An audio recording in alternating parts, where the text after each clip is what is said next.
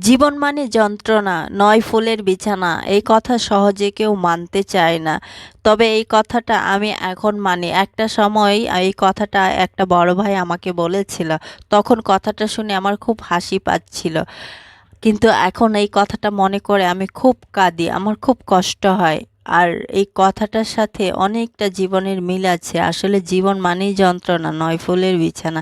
জীবন এতটা সহজ না, ফুলের বিছানা না।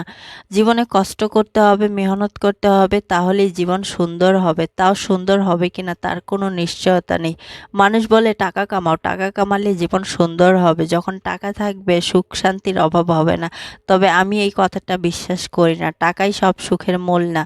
টাকা হলেই যে মানুষ সুখে শান্তিতে থাকবে, ফুলের বিছানাতে ঘুম আসবে, এমন কোনো কথা নেই।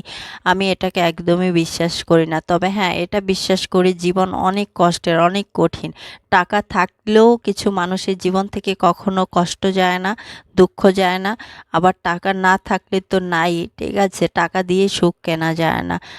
টাকা প্রয়োজন আছে, তার মানে এই নয় টাকার পিছনে ছুটতে ছুটতে পুরো জীবনটাই শেষ করে দেব, নষ্ট করে দেব। যে সময়ে টাকার দরকার সেই সময়ে যদি টাকা না আসে, যে সময় সুখের দরকার সেই সময় যদি সুখ শান্তি না থাকে, ওই জীবনের কি মূল্য আছে?